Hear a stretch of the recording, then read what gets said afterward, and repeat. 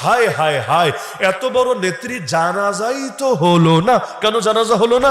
জানাজার মধ্যে মোল্লায় তো সূরা ফাতিহা পড়লো না। নাউজুবিল্লাহ, জানাজার মধ্যে মোল্লা তো সূরা ফাতিহা পড়লো না। ওই 2 পয়সার এক মৌলবী, ভণ্ড মৌলবী ফতোয়া দিয়ে দিয়েছে। বেগম খালেদা জিয়ার ইন্তেকাল হলো এবং এখনো তো রাষ্ট্রীয় শোক চলছে, 3 দিনের শোক। তার জানাজা হলো। জানাজা পড়ালেন কে? আমাদের উস্তাদ আল্লামা আব্দুল মালিক হাফিজাহুল্লাহ। আমার উস্তাদ বলে বলছি না, বা শুধু বাইতুল মুকাররমের খতিব বলে বলছি না। হুজুরকে যারা কাছ থেকে দেখেছেন তারাই জানে এইরকম একজন আলেম, এইরকম একজন বুজুর্গ, এইরকম একজন আল্লাহওয়ালা, এটা এই দেশে থাকাটা দেশের জন্য ভাগ্যের ব্যাপার।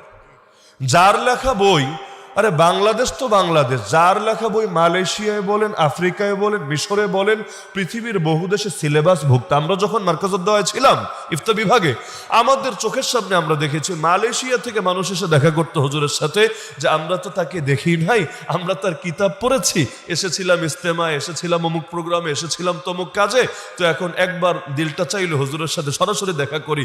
আমাদের গর্বে বুকটা ফুলে উঠতো, মাশাআল্লাহ, আমরা সরাসরি কিতাব পড়তে পারছি। আর মানুষ পৃথিবীর আরেক প্রান্ত থেকে, যারা আমাদের মাতৃভাষা বোঝেই না কিন্তু আরবিতে লেখা কিতাব, তারা সেখান থেকে পড়তে পারছে, কত গর্বের বিষয়, আলহামদুলিল্লাহ। তো এইরকম একজন মানুষ জানাজার ইমাম হওয়া, এইটাও তো ভাই ভাগ্যের ব্যাপার। ইমাম তো একজন হতেই পারে, যে কেউ নামাজ পড়ায় দিতে পারে। জানাজার নামাজ পড়ানো কি এমন জটিল ব্যাপার? জানাজার নামাজ পড়ানো কি এমন জটিল ব্যাপার? এলাকার অনেক মুরব্বীরাও পারবে, যারা হুজুর না।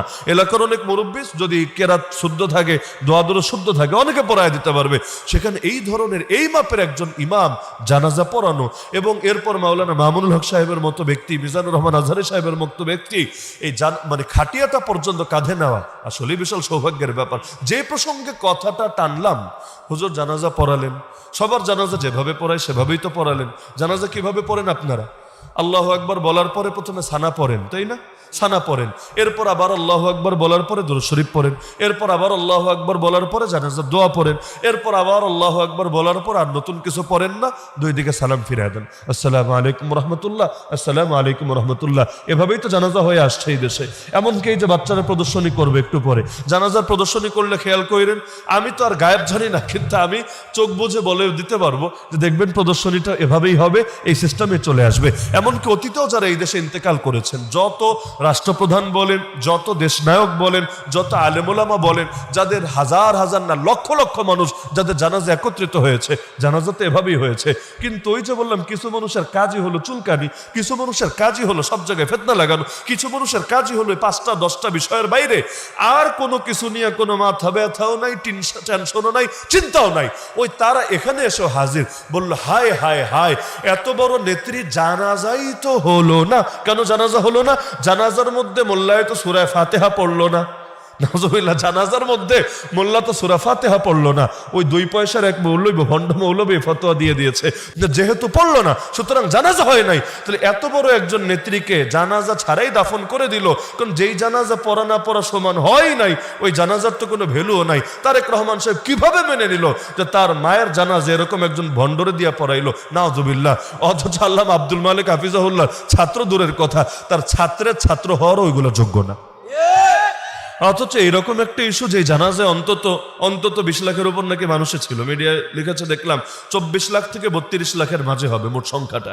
একুরেট তো বের করা কঠিন। তাহলে সবার জানাজারে নাই করে দিল কেন? কারণ ওদের একটা মতের সাথে মিলে নাই। ওদের মত হলো জানাজার নামাজে সূরা ফাতিহা পড়া লাগবে, সূরা ফাতিহা পড়া লাগবে। যেহেতু এখানে সূরা ফাতিহা পড়ে নাই, সানা পাঠ করেছে। সানা যদিও ফাতিহার মধ্যে আল্লাহর প্রশংসা, আলহামদুলিল্লাহি রাব্বিল আলামিন, প্রশংসা কার? আর সুবহানাকাল্লাহুম্মা ওয়া বিহামদিক, ওয়া বিহামদিক, এখানেও প্রশংসা কার? আল্লাহর। ওই একে আল্লাহর প্রশংসা। কিন্তু যেহেতু ওদের ধারার সাথে মেলে নাই, ওদের মতের সাথে মেলে নাই, ইয়া বড় এক জানাজা জামাতের ব্যাপারেও ফতোয়া লাগায় দিতে দ্বিতীয়বার চিন্তাই হয়নি। কত রকম ফতোয়ার বিজনেস যে চলে, মাশাআল্লাহ, কত রকম ফতোয়ার বিজনেস।